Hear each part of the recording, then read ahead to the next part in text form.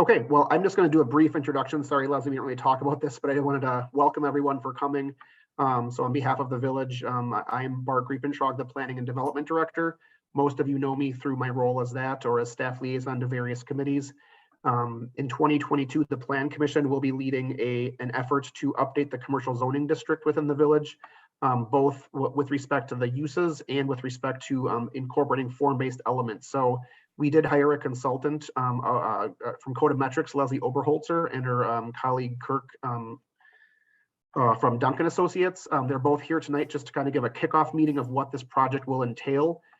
Future meetings will be publicly available for engagement and kind of draft review purposes, but this one really is just kind of to outline the process of what we're expecting for the next 6 to 8 months. And so with that, I'm happy to kick it off to Leslie, who I think is going to give a brief overview. Yes, thank you very much. Welcome, everybody. This is just a kickoff meeting. We've really just started this month for the commercial zoning update, which is what we're calling it as a kind of a shorthand for the hybrid form-based code for the Village of Shorewoods commercial and mixed-use districts. My name is Leslie Oberholzer. I'm with Codemetrics, and I pretty much write form-based codes every day for the past sort of 15 years. I have done some planning, master planning work. I'm a planner, an urban designer, and a landscape architect. But I really enjoy working in small and mid-sized communities, writing new zoning codes for the places that people love and care about in these communities.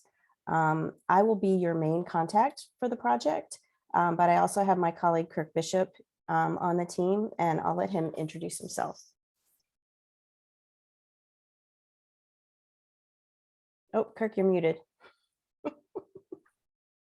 Never fails.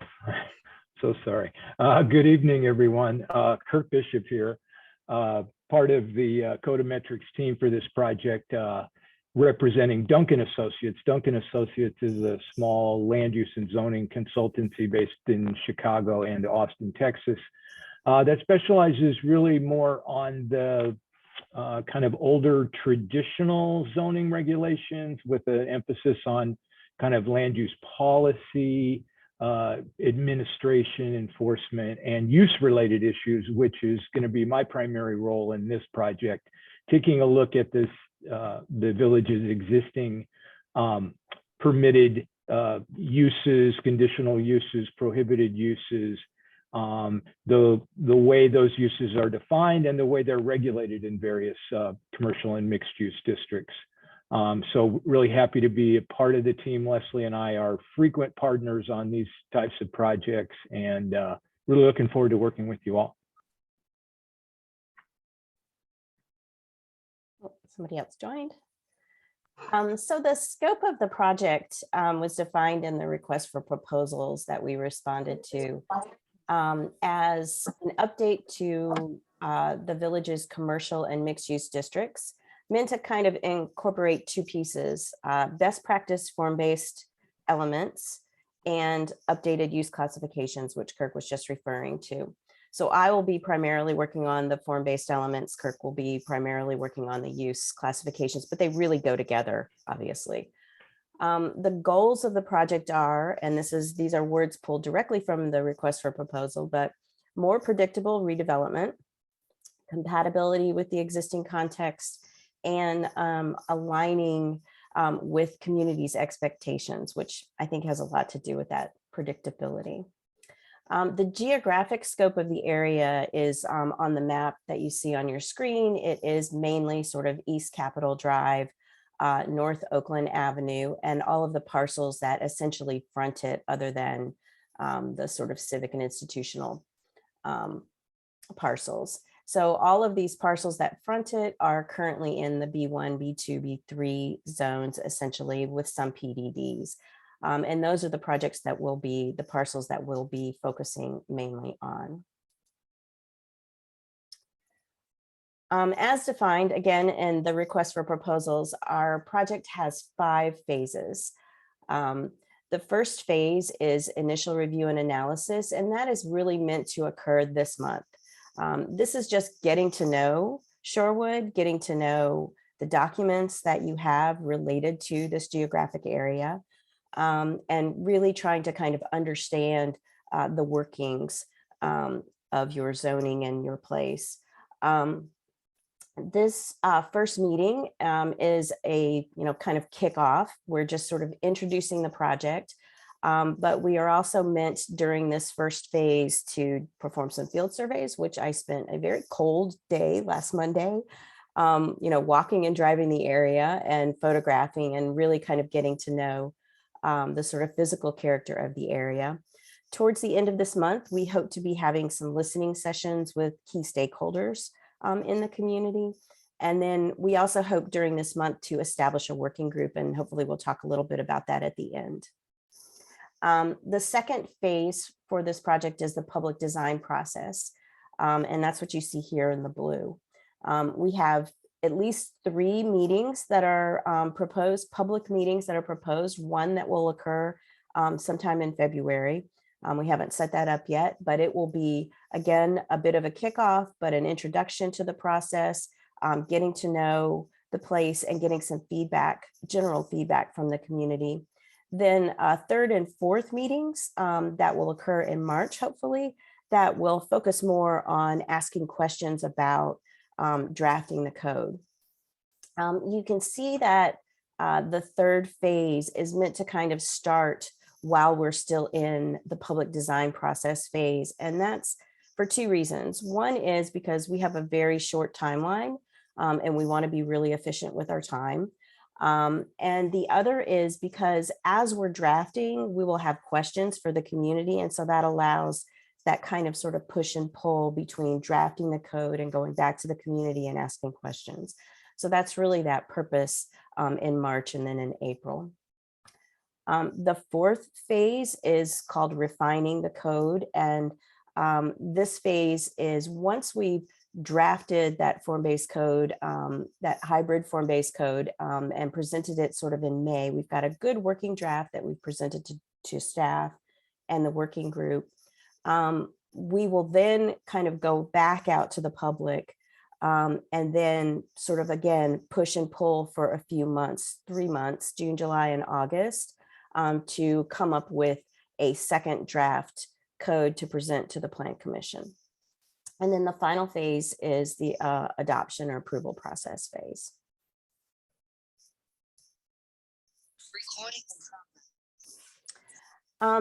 So our starting point for this project is to, again, as I said, kind of review the documents that are out there. You've got a brand new comprehensive plan that has reinforced and incorporated the Central District Master Plan design guidelines. There's a lot of good information in the comprehensive plan, and so we're not proposing to make any changes to that. What we're doing is we're implementing those aspects of the plan that suggest that we sort of maybe revisit some of the design guidelines to some degree, but to create a new code that will be much more predictable and more efficiently implemented. We're also going to be studying your current zoning that you have in place, and I'm going to talk a little bit about that tonight. So as you recall on the map of the 2 streets that we're mainly concerned with in Shorewood, there are 3 zone districts located along those streets other than the PDD, and that is the B1, the B2, and the B3. This is a great summary of those zones that's on your website. And for the most part, the elements of this summary will carry forward into the form-based code. This is sort of establishing where the buildings are located on the property via setbacks and build-to lines, and the building height and kind of massing. Those elements have worked really well for you all. And so we're proposing to sort of carry those forward.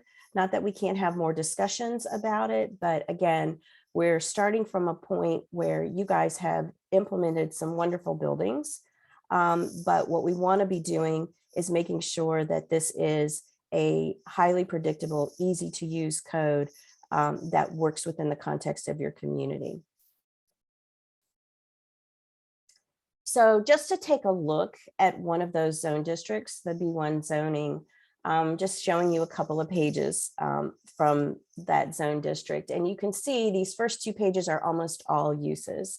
And Kirk will talk a little bit about that. But this is listing all of the permitted uses and the prohibited uses in the B1 commercial use district. The 3rd page of the B1 zoning talks about those setbacks that were in that table. And then the last element is pointing directly to those design guidelines. It is a shall statement that the Central District design guidelines shall apply to construction of new buildings in this area in all of these zones. And so they're a very important aspect of our work. These design guidelines, they're a little bit old, but they're not terribly dated. They're in pretty good shape.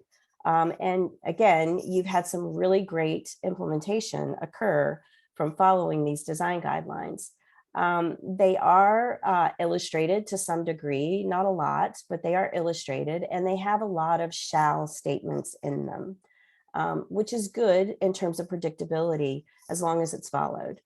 The other aspect of them, though, is, as I've kind of highlighted here, there are some terms used throughout the design guidelines that are typical kind of guideline-y statements, words like harmonious and encourage and rhythm, and things that are a little less objective and a little bit harder to implement.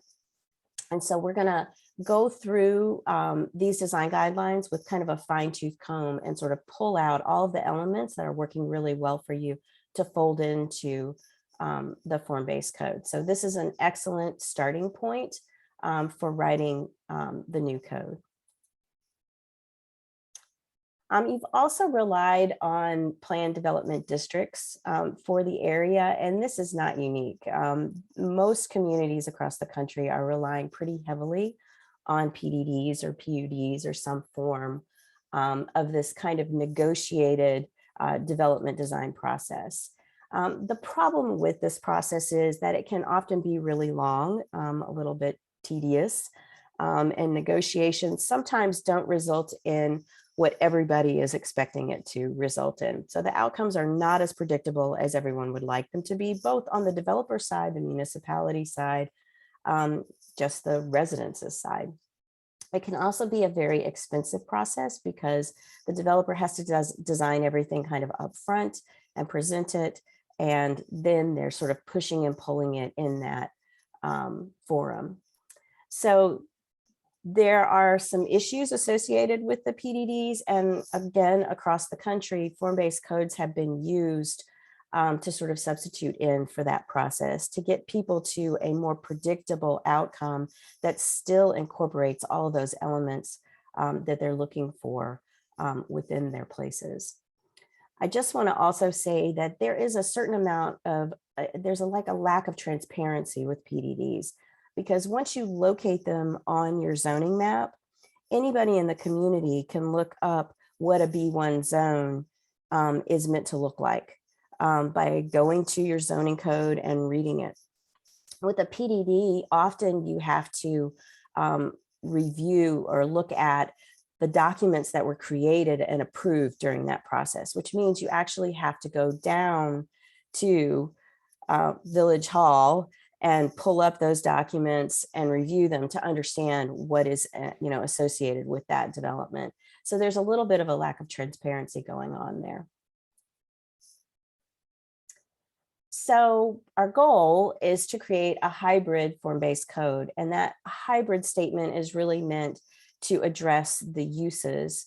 But again, what we're doing is we're starting with a sort of template process that is being used across the country to sort of replace that PDD process and to make codes more predictable.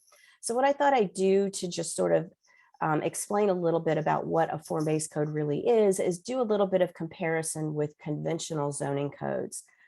Your zoning code, because you have the design guidelines associated with it, is not as conventional as many places. So this is sort of meant to be an extreme comparison. So first off, conventional zoning really focuses on use. You have B1 and R1, irrespective of what those look like. And so form-based codes really sort of elevate form within them, and they really focus more regulation on form than they do on use. They don't ignore use, but they definitely bring form to the forefront.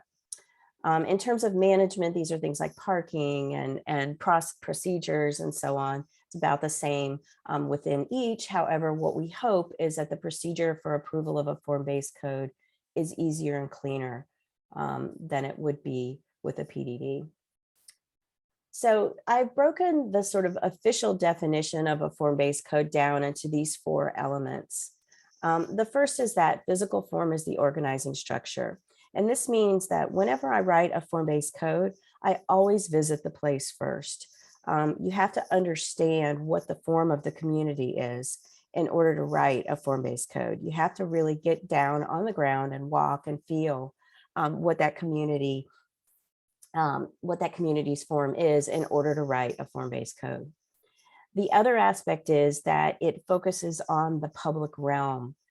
So the relationship of those buildings to the street and the places where people are walking.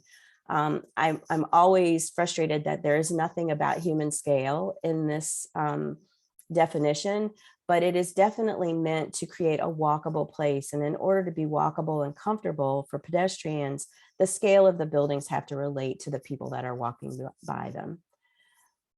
The idea of focusing on the public realm means that also you really want to focus your design efforts on those street facades, which is what you all do in your negotiation processes with all of your projects that you have recently completed.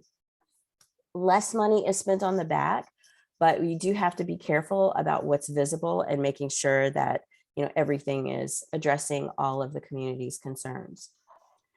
The third element of this definition is that form-based codes are objective regulations. They're not design guidelines.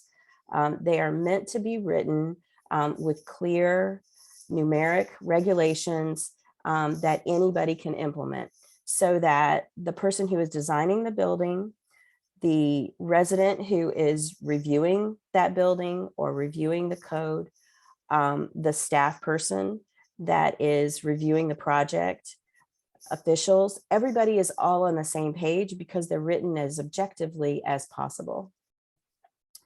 And then the final aspect is that they are meant to result in a more predictable form. So the idea that we're writing these codes to be as predictable as possible and not have too many gray areas. There's always going to be some flexibility built in where the community wants flexibility built in. But again, that predictability is a key part of form-based codes. So just as some examples, conventional codes use setback lines typically, that the building must be located somewhere, anywhere beyond that setback line, which means the building could be pushed all the way to the back or all the way up on that setback line. Your code uses a build to line. So your code is closer to these sort of clear regulations with predictable results because you made that decision in the past. So we will carry that forward. I like to use a build to zone. Your code actually has some elements of that kind of push and pull. It's not just a clean line. There are some elements that can be pushed beyond that build to line. And so what we want to do is we want to make that clearer and write that into the form-based code. The other aspect of form-based codes that's a little bit different from conventional codes, although not so much anymore, is that they are heavily illustrated. Form-based codes use images to convey what the expectation is for those buildings, what the level of design is, what the scale is, how much detail has been incorporated into those building designs, what kind of materials are being used. And then the code is often written using tables and diagrams with the elements of the tables, the regulations in the tables keyed to the diagrams. So it's pretty clear what you're regulating and what the intent is from those diagrams.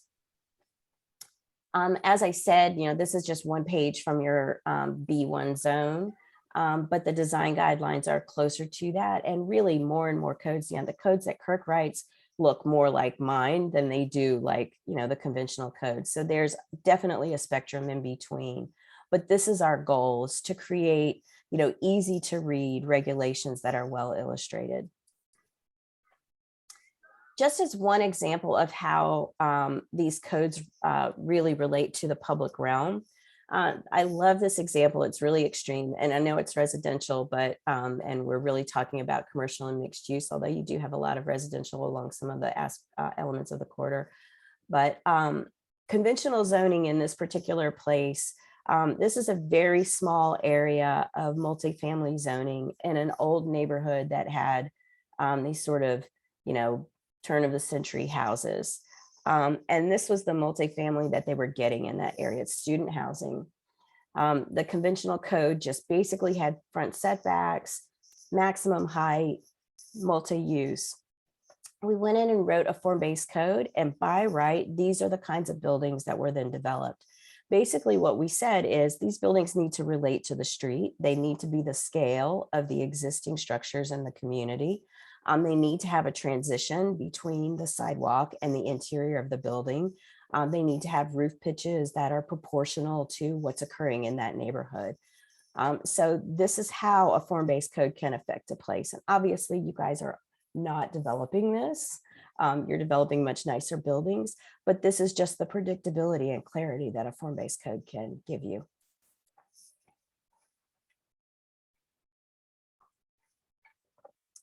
And just to relate that to commercial places, conventional zoning here required the buildings to be built back beyond a setback line of 0.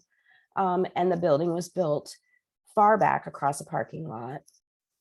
This same place, and these are these wonderful renderings that Steve Price with Urban Advantage does. I'm sorry, I'm losing my voice.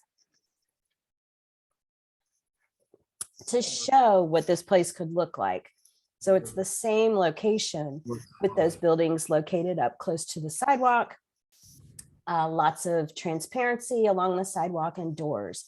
Again, this is what you guys are already negotiating, what we're going to fold into the form-based code. This is really what form-based codes were meant to implement. I'm going to turn it over to Kirk to talk about uses just in time for my voice to go. Just in time.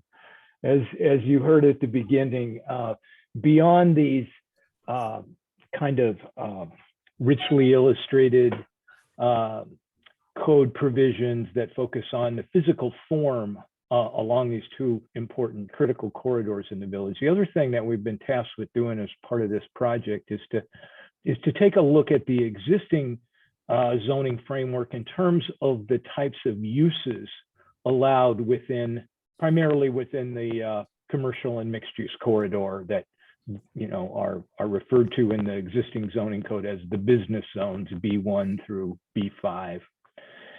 As we look at, if you'll remember back, Leslie showed a couple of images of pages from the existing code, and I think she used the B1 district as an example.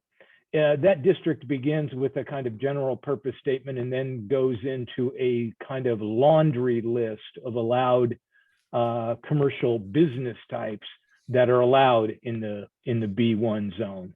Very detailed, sometimes a little antiquated, kind of Mayberry-esque terminology used to describe the types of uses permitted in the initial B1 district. Then as we go to the higher intensity business districts, the B2s, the B3s, the B5 districts, the first thing we notice is a kind of an outdated approach that zoning used in the past, where the first permitted use in the B2 district refers to all the uses permitted in the B1 district. And we kind of refer to that as a kind of cascading approach, so that each kind of zone, as the numbers get higher within the B2, the B3, and the B5, you are simply adding on to the list of things permitted in that first district. I prepared this table based on my analysis of your existing code, which takes that kind of laundry list format and puts it into kind of a permitted use table, showing the 70+ use types that are now permitted either as of right or conditionally in one or more of those business zoning districts. And one of the, beyond the cascading approach and the beyond that approach, the level of detail is kind of highlighted here. By my estimation, there are about 24 uses in this table, which are simply another word for the general category of retail sales establishment.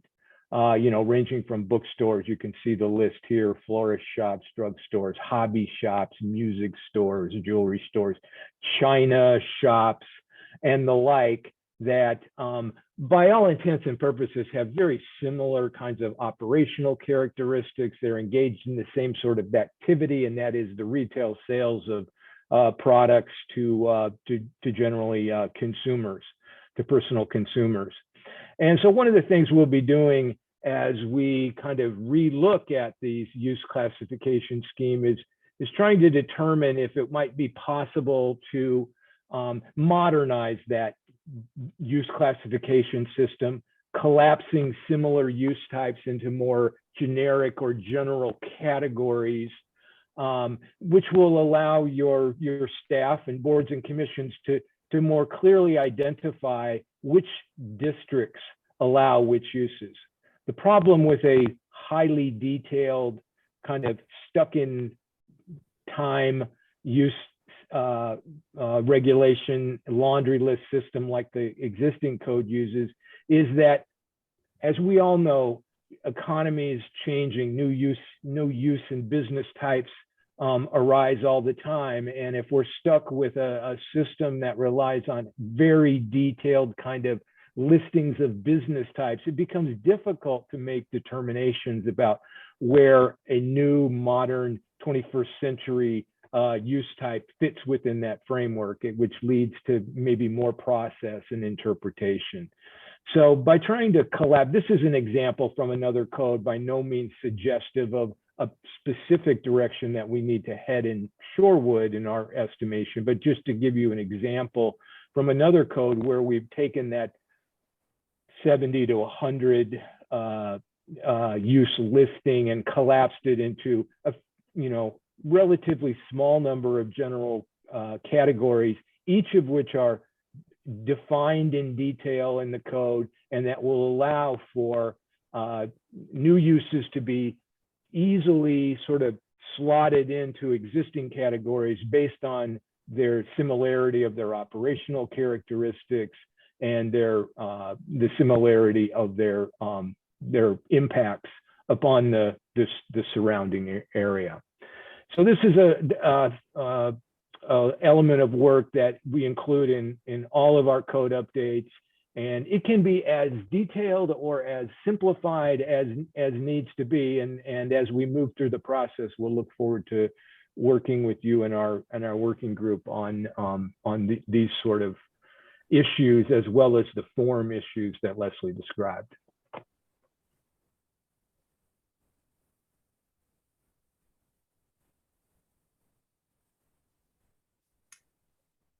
Great. Well, that's pretty much all that we have in terms of introducing the project. I just wanted to talk a little bit about some of our next steps.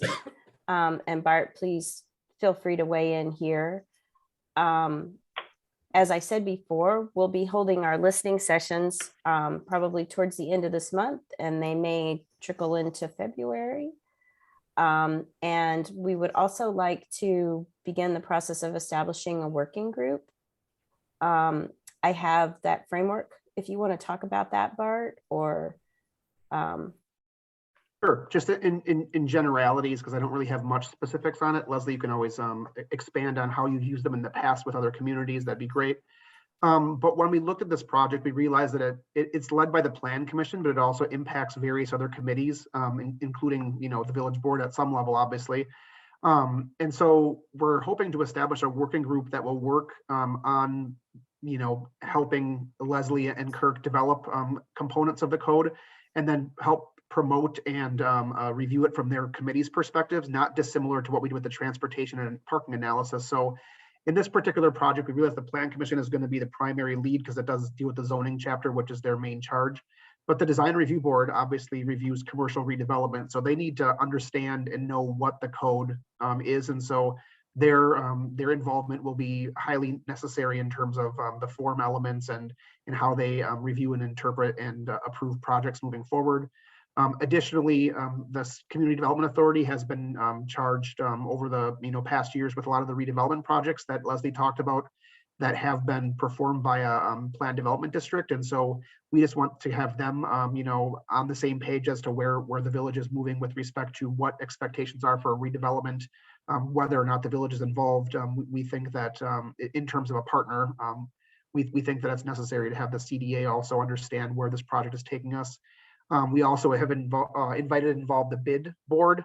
Obviously, these properties impact directly the businesses that they own and operate within the corridor. And so we want to make sure that they are on board with it and that they're kept abreast of everything that's happening. And so working through members of the bid board, I think will be very critical as the project progresses to help us both understand, the ins and outs of operating and owning property in the corridor, as well as promoting it and getting feedback from their membership as well. And then lastly, I think if I have them all correctly, the Conservation Committee over the past several years has been interested in incorporating green standards into redevelopment practices, whether that be solar panels or water, reclamation, things of that nature. And so we also invited the Conservation Committee to come along with us so that they can, advocate and review elements with respect to how green redevelopments can be in the village. And so that's the general makeup of what we're looking for. Within the early invitations for this meeting, I did indicate that we're looking for members of those committees to volunteer themselves to their respective chairs by the end of this week. So if you're interested in having that done so already, please reach out directly to your chair. I will be following up with the chairs early next week to confirm whether or not they have enough people signed up to take the roles or whatever. But we hope to establish that later, perhaps as early as next week, but by the end of the month for sure. And so that's the formation of it. Leslie, if you want to talk more so about how you've used them in the past with respect to communication and things of that nature, I'd be happy to take it over. Sure. Yeah. So the idea of the working group is a relatively small group that can kind of sit around a table and talk through some issues with us that we can kind of bounce ideas off of before putting pen to paper or as we draft some options that we can kind of get their feedback.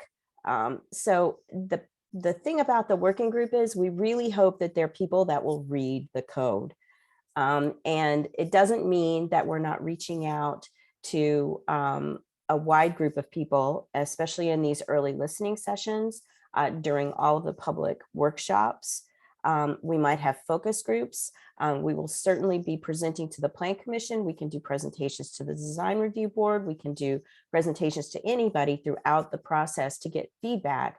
But what we hope for is a sort of core group that will be responsible for actually reading the code, which everybody isn't going to necessarily want to do. I don't know, maybe you guys will, but that's usually the way that it works in other communities. What we hope to do is meet with them on kind of a regular basis throughout the drafting of the code. And that initial draft will be heavily vetted through this working group. But then again, will be vetted through all of the other groups as well and publicly presented. So this is just meant to be sort of one key way that we can get some really good conversations going about, the shalls and shoulds of the code. I do see one person's hand raised. I'm happy to take questions, Leslie, if you're up for that. If so, Barbara, I see your hand raised. If you want to unmute yourself and just perhaps ask your question or provide your comment. Thanks, Bart. This was a question actually raised by someone else in the chat. And is there a possibility that we could include members, other Shorewood residents besides those of us who currently serve on committees to be part of this working group? I mean, we're fortunate to have in our community people with a lot of fantastic professional backgrounds, including urban planning. And outside the focus groups and listening sessions, it would be nice to have other qualified people participate, except, you know, beyond our little, you know, group of 4 or 5 committees. I can give my quick perspective on that, but obviously, Leslie, I'd look to you on that one. But at some point, we can't have a small working group if it's very large. And the intention was really to get the respective perspectives from these specific committees. The public design process outlined in item 2 here, the blue lines 2, 3, 4, and 5, those will be open to the public. At any point in that process, the public can engage in that.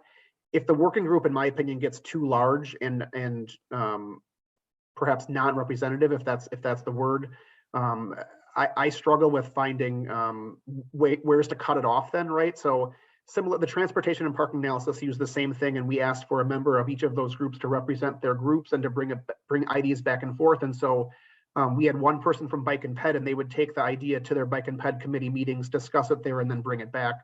All those meetings, once again, are open to the public. I'm not opposed to identifying other groups perhaps that need to be added to the working group if that's what we're thinking. But the initial scope of those groups was included within the board's review of the consultant contract. So I don't necessarily know how to expand that, but Leslie, if you have thoughts on if there is a citizen at large or something of that nature that you used in the past, I don't know. I don't know, Barbara, did you want to respond? I do. I guess the closest analogy I can think of in Shorewood's recent past is our Wilson Drive Steering Committee. That was, geez, I don't know if it was 4 or 5 years ago, where we did have a steering committee with a fairly small number, but all of those meetings were, they were not online at the time, were open to the public, and any of us could sit in and participate and give our 2 cents or 5 cents. And so I guess that's what I'm thinking of, is that whether you're a member of the working group or not, these meetings should be public. They should be open to input from other people, interested parties in the community, whether they're a business owner or a longtime resident, or, you know, whatever the case might be. I would just hate to, you know, obviously, as Barb said, we don't want to have an unwieldy number, but I don't anticipate it getting to that point. I just think we want to not cut ourselves off from great resources that we have in Shorewood.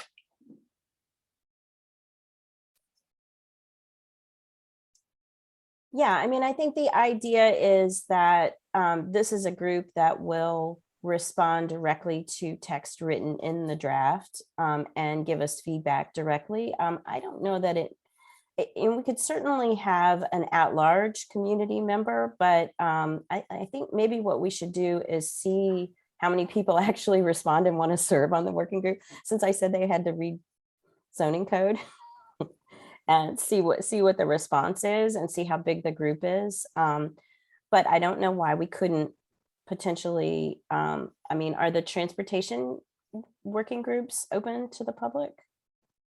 Correct. When that group needed to convene to meet, we did have them meet virtually, and they were open to the public.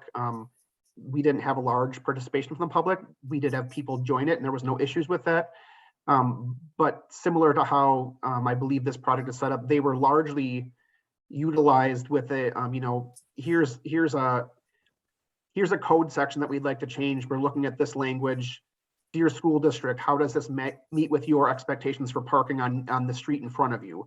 And so it's kind of more of a direct avenue to get to a larger audience. And so we use the transportation group to get to the bike ped community, to get to the school district, to get to multifamily property owners. And so there were other members as well, senior resource or the Elder Service Advisory Board. And so when we had a specific item that related more so to their audience, we used them as our contact to that audience and said, this is something that has come up.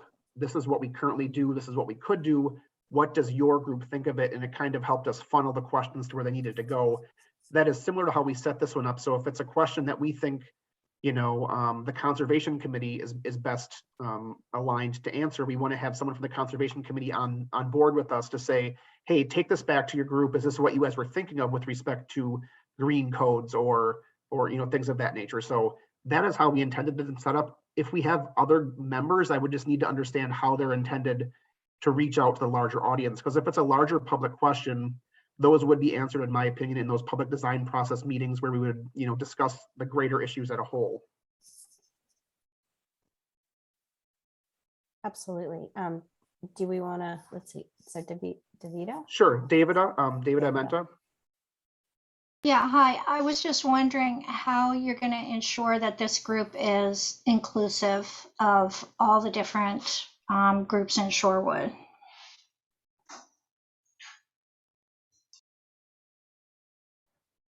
I think that there's a little bit of a disconnect between what the working group is and what our process is, perhaps.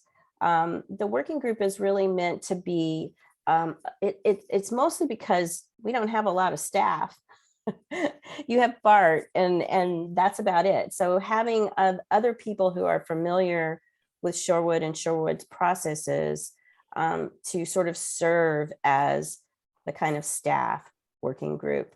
The idea here, as outlined in this schedule, is that we're having stakeholder listening sessions, focus groups in the beginning that will be open to the public. Anybody can participate. We'll have public design, 3 public processes. So workshops throughout the next couple of months. We will have public meetings with the Plan Commission where we present our findings and present drafts that will be open to the public. So lots of meetings that are available for anybody to come and provide input. We'll be posting the drafts online and taking input. So there will be a lot of that. This working group, because this particular kickoff meeting was meant to be about letting all of those boards and commissions know what was happening and to ask for their assistance with this working group. That's why we were kind of focusing on that tonight.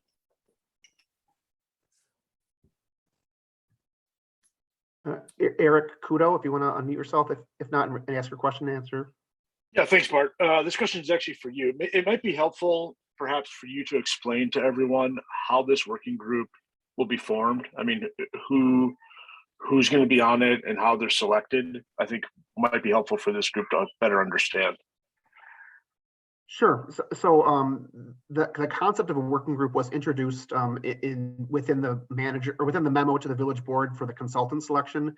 When Leslie and I initially met, we identified that, hey, we don't have a lot of staff, we don't have a lot of direct contacts, but we do have a lot of active volunteers and committees that are interested in this project. And so the best way for us to get to those comments directly would be to involve them in the process with a larger sort of working group, as we're calling it, similar to the transportation and parking analysis that we did. So within that, it was those committees were identified within that memo, and it was discussed that 2 representatives from the Plan Commission, 2 representatives from the CDA, or sorry, 2 representatives from the Plan Commission, 2 from the BID, and I don't have it in front of me, I'm sorry, but various committee members were to volunteer themselves to the chairs, and the chairs would select or confirm the representation of those. If all 7 members want to participate, I think that's a great problem to have. I don't anticipate that being the case. When it came to the transportation and parking group, we definitely had to get people on board to do that. So if I'm wrong on that and we get 7 members from each committee, we'll have a different problem to go over. But the intention was getting someone who is willing to sit down and read, a zoning code and say, this is the calibration that we think works best in our community. These are the uses that we think, as a board, we have grappled with, kinds of that nature. So it was driven by early conversations between the consultant and myself, and then that was presented to the board with the membership as Leslie had on the screen there. So that's the history of where we're at. And if we were to go ahead. I'm sorry. Well, I was just going to say, I also think it's important to know that this working group is not meant to be people. It's meant to be a consistent group that will meet, probably 6 or 7 times throughout the process, where community members often come in and review and provide input. This is meant to be a kind of a consistent group throughout the process. Sorry. Sure, no, I totally understand. I was on the Wilson Drive group that Barbara was talking about earlier. So Bart, if that's the process, and it sounds like there's some interest in folks, at least on this Zoom to participate, community members who perhaps aren't part of those committees, how do we go about doing that? How do we go about expanding the working group so that other folks have at least the opportunity to chime in or attend all of them, or who do they go to start that process of expansion if that's the way they want to go? I mean, it's currently my opinion that there's a lot of public opportunity for those people to participate in. I mean, on the working group. I mean, not just show up at the meeting and listen in, but like, if we expanded it to a citizen member of the working group, how would they go? I'm on the planning commission, so I'm under a little bit different scenario for me. But for folks who are not on one of those committees, how do they get their foot in the door to be an actual member of the group? My intention for the working group was not to have additional members. My intention was the public meetings is where the public comments would be taken. All the drafts will be available. People can review them. If there is a desire to not have a working group so that all those conversations happen in a public engagement meeting, I think that's a different conversation. But I think this was the way that we thought efficiently to get these kind of specific feedback loop from this membership. So my perspective is that the public meetings are adequately planned to get people to have their comments heard, and that this would be a more specific avenue to get specific feedback. But that's just my perspective as the staff liaison to the project. Sure. Okay. I mean, maybe the route would be that folks would just need to contact the village president if they wanted to change the process, or they wanted to get engaged in a different level. So, I mean, I understand your position. I understand the situation you're in. This is what they've decided. But if folks want to, sort of go around and connect with someone, the village president sounds like she would be the right one to have that conversation with. I mean, yeah, it sounds generic, but there's always the citizens to be heard portion of the village board meetings. And so if someone wants to, really be involved with it and they feel like they're not being invited as much as they'd like to be, they could always come to that meeting and present their case. And perhaps at that point, the board could, alter the consistency of the working group or the intention of the working group. But for the time being, this was the intention, this sort of membership base. And if we have all those other people that want to do it, I guess I look forward to hearing from them. Cool. Right. Thanks, Bart.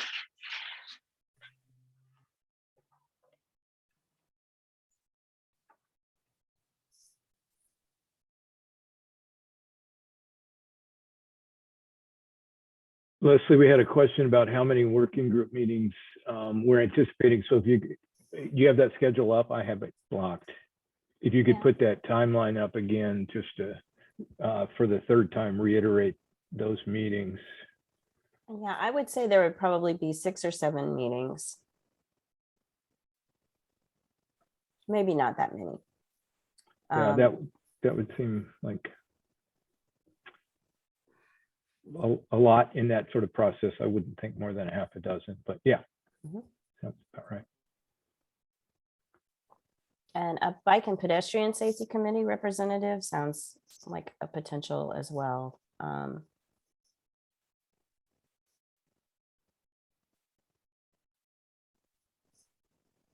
Were there any other questions? That it looks like Kirk was doing a good job of answering questions in the chat. Does anybody else have any other questions, or were your questions not answered in the chat? Some of the questions were a bit above my pay grade. I kind of petered out on answering them, but I think there were a couple of comments made that I completely agree with, that these would be noticed, these meetings would be publicized, the public would be invited to sit in. It would be sort of up to the group if there's a standard sort of public comment period taken. As you can imagine, working with jurisdictions throughout the country, everyone does it a little bit differently, but but very much so that this would be we understood from the get-go that the village was interested in an open and inclusive process, and not something that appeared as coming out of a vacuum. or being designed in a, a smoke-filled room, I think you'll find that the process will lend itself to ample opportunities for folks to be aware of what's going on, what's being recommended and talked about at the working group level, and they'll have an opportunity to weigh in either as part of those meetings or at those designated public events that occur in, various months of the project.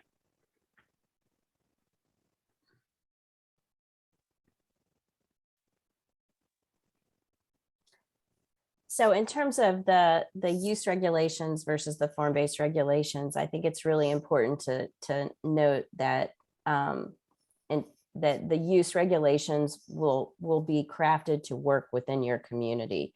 The categories that were presented were broad, and what we often do is pull out those uses that people are concerned with, so that they can be treated specifically with their own line and how they need to be treated within the community. I just wanted to make sure that was clear. I don't know if you responded to that, Kirk. Yeah, I did.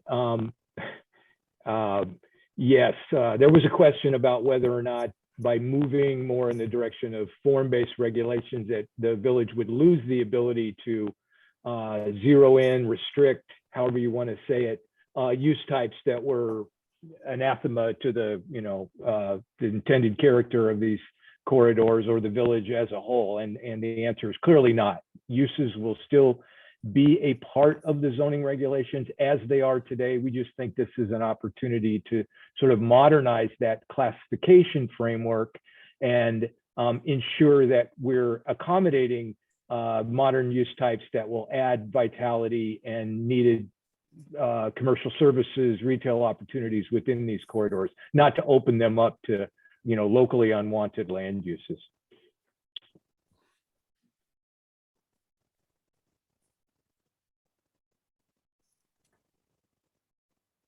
So any other questions one last time? Barbara. When you were showing us that one chart with for the various, B1 or 2 or 3 zoning codes, I think it was in the far right column that had the building height maximums. And when we were in the approval process for the new revised comprehensive code, I think when it was before the village board that they limited one zoning area to a maximum of 4 stories as opposed to 5. And so I just want to make sure we get that correct. But also when we're going through the process, whether it's part of the public workshops or somewhere else in the process, will we be able to revisit those heights?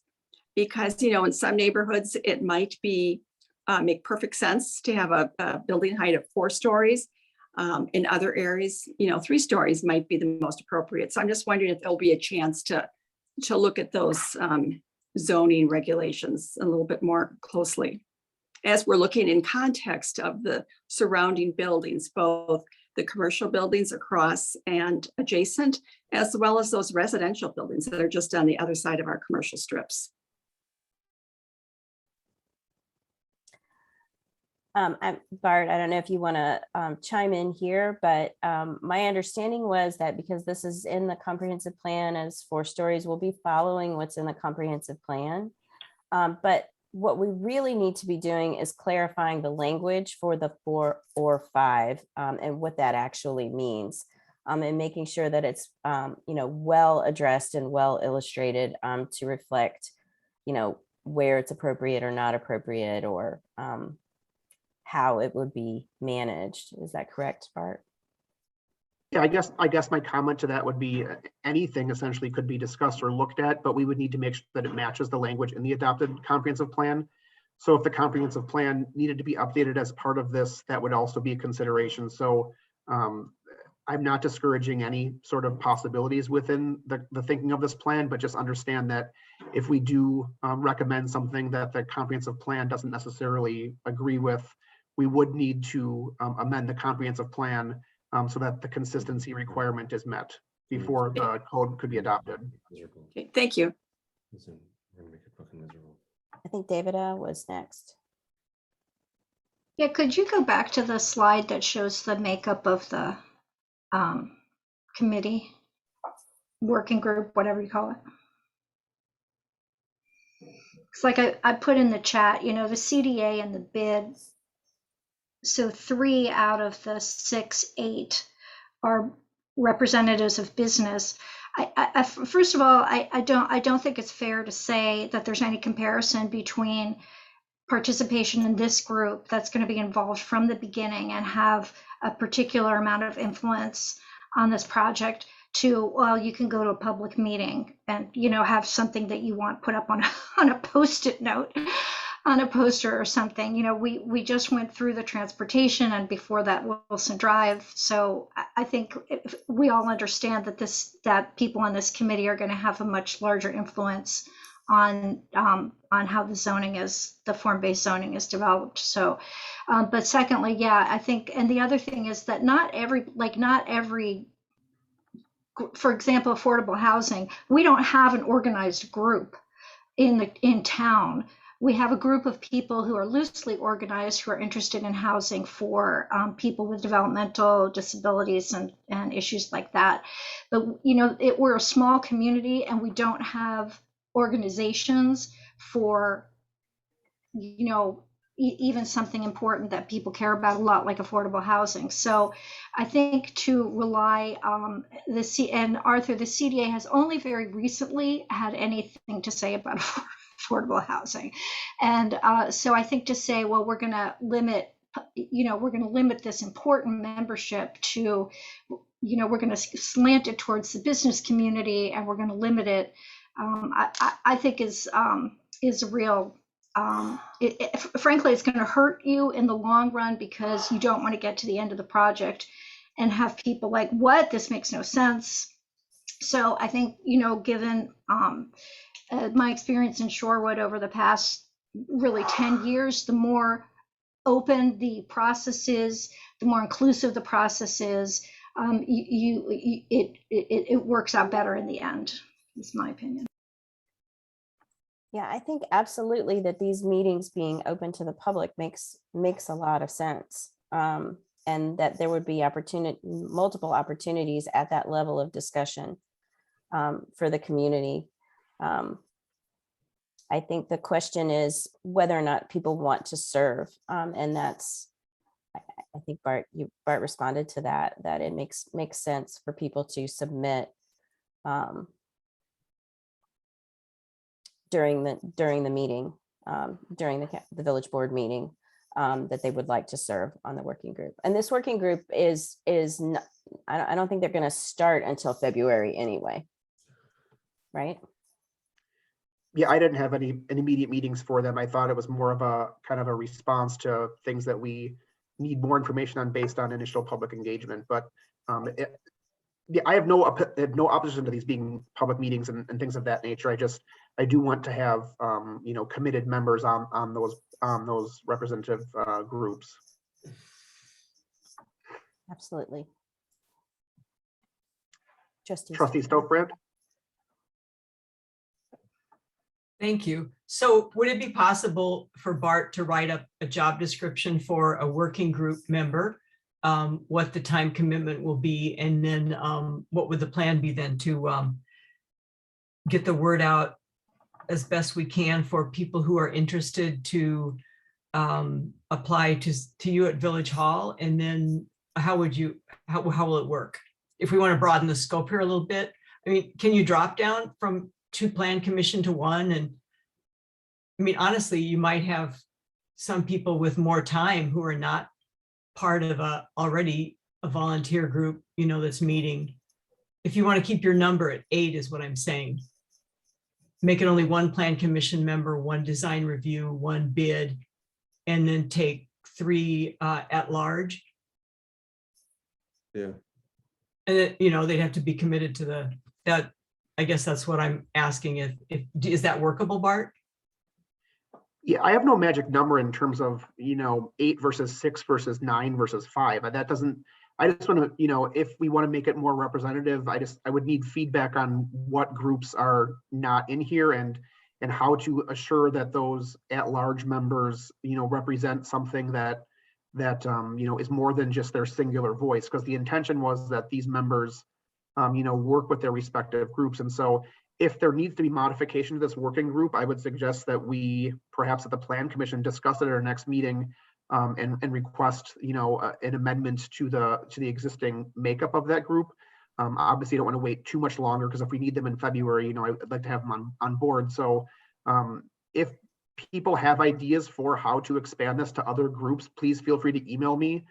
We will be discussing the general project at the January Plan Commission meeting, and so I can bring that back to the Plan Commission for their specific discussion. This is a project being led by them as the owners of the zoning chapter. So if you have ideas for other members to add to this, I'm happy to hear that. I still struggle with how an at-large member, you know, fits into that concept of a working group.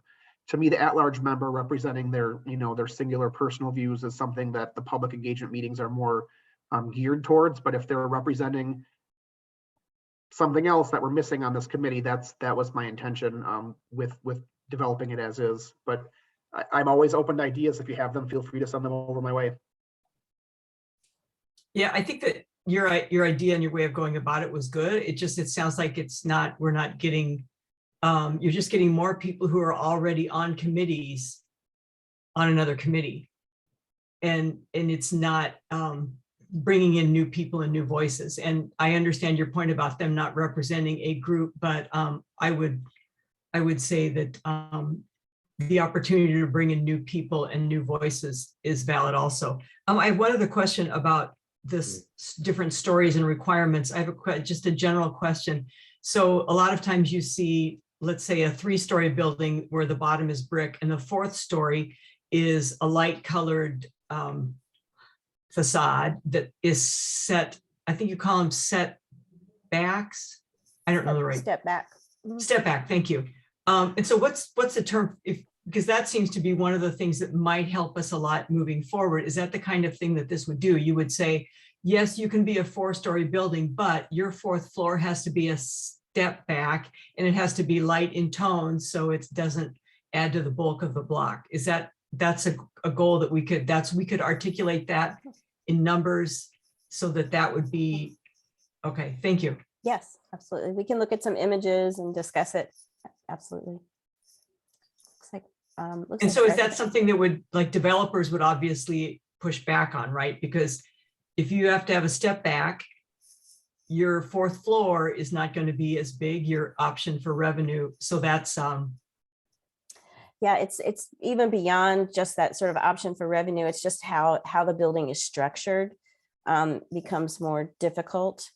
So it's more expensive to build. And you don't get the revenue stream that you would otherwise. Yeah, Yes and no. It's harder to build. Okay, thank you. It's for a further discussion. I was just curious. Absolutely. Thank you. Arthur's had his hand up for a while. Yeah, sorry. No, I just wanted to weigh in a little bit on the at-large member. You know, and I hate to just keep on, you know, driving this down into the ground here, but you know, I think when we talk about an at-large member, I mean, we are all members of our community here. You know, we all represent the community, and we are all putting in the work. So, you know, yes, we're all on boards and we all do this work, but we all are here to represent our community. The one problem I see with an at-large member in the community is, how does that person get selected? You know, because if there's a person that you know, some people don't like, some people might not like that pick, then we're going to continue hearing like we might need another member. And at what point does it, you know, where do we stop with this? I think we just got to continue. We just got to put the work in. We got to focus and put work in. And there's going to be plenty of meetings, and everything's going to be open to the public, and people will have the opportunity to talk about this, you know, and give their feedback to us as representatives, to give their feedback to the village board, to give their feedback to BART and the consultants. So I think it's just keeping the board, you know, the way that it's been organized right now. I think it looks like a very, you know, smart way to put it together, and there'll be plenty of opportunities for the public to weigh in. But I think to find a member for the community, there's gonna nobody's gonna be happy with the pick. You know, how do you pick? Who votes? Who picks? do you want the president of the village to pick? Because I guarantee you, if that's the case, the same people are here that are asking for the member at large are going to be unhappy with the selection. So I just don't know who picks, you know, and I just feel like that's just going to muddy this whole process even more than what's going on right now. So I think we just got to move forward and get the work done. Thank you.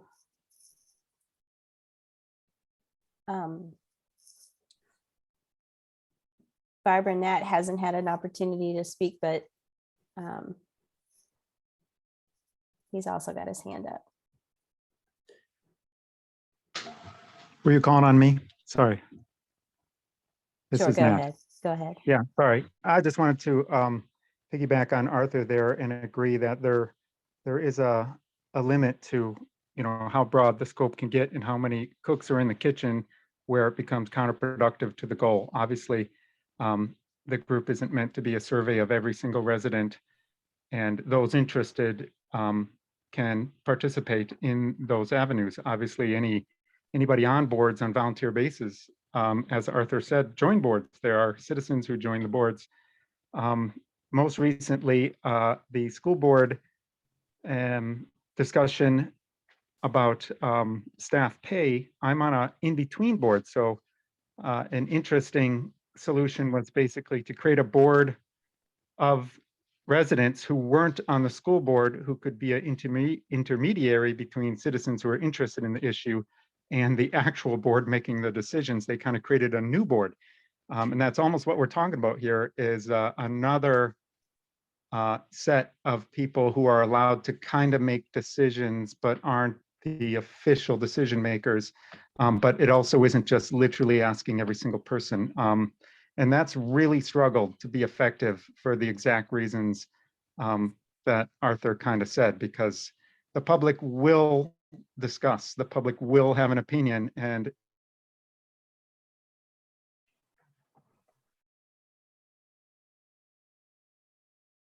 Oh, I think we lost him.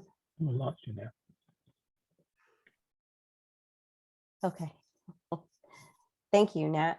yeah, oh. the goal just being the broader it gets is going to be the opposite of the more decisive the opinion. Thank you. Thanks. Yeah. Barbara, did you want to? Yeah, just in response to Arthur's concerns, when, and Eric and David can correct me if my recollection is wrong, but when the village board was selecting members of the community to serve on the Wilson Drive Steering Committee, there was some kind of form that was created that people could fill out and submit. And I believe it was the board members, the village board members who served on the Strategic Initiatives Committee, of which the whole Wilson Drive project was under their purview. And I believe it was those board members who selected the participants. So whether we add an additional 1 person, 3 people, 5 people, that can be determined. But there is a natural process to go about submitting applications and also, choosing who those people should be. Thank you.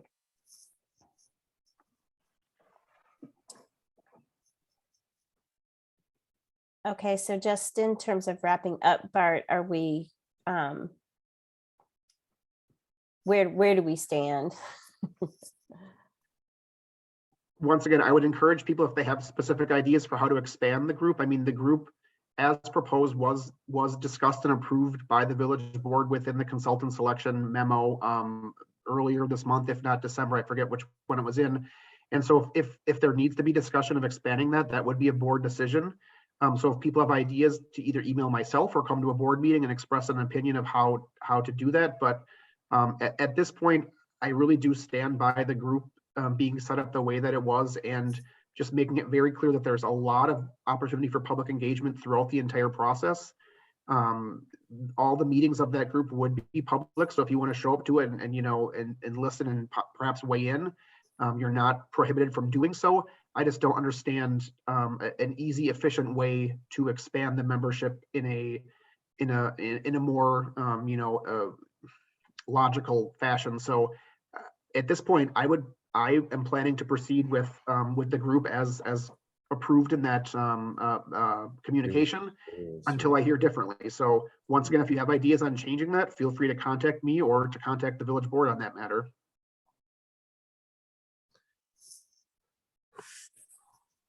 Okay. So, and the plan commission will be meeting, I don't, the date. So if you do intend on doing that, I would ask that you submit your comments to me by January, looks like 18th is a week before that meeting. The plan commission likes typically to get their packet as soon as possible. So if I go on the 18th, I could get that packet together to perhaps discuss, you know, that kind of concept.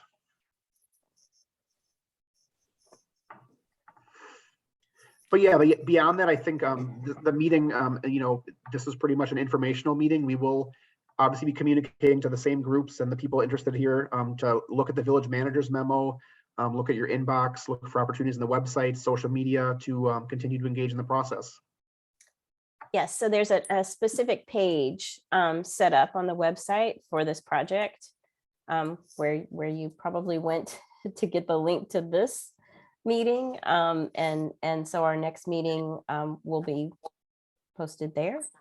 So thank you very much. If there's any other questions, you know, feel free to let us know. All right. Yep. Thanks, Leslie and Kirk. And we will all be in touch, obviously, as the process plays out over the next 8 to 10 months. So I look forward to working with everyone on the project. And, you know, once again, stay engaged. Email me when you need, whenever you need to. Thank you. Have a good night, everyone. Nice to Have a meet good you all. night. Thank you. See you later.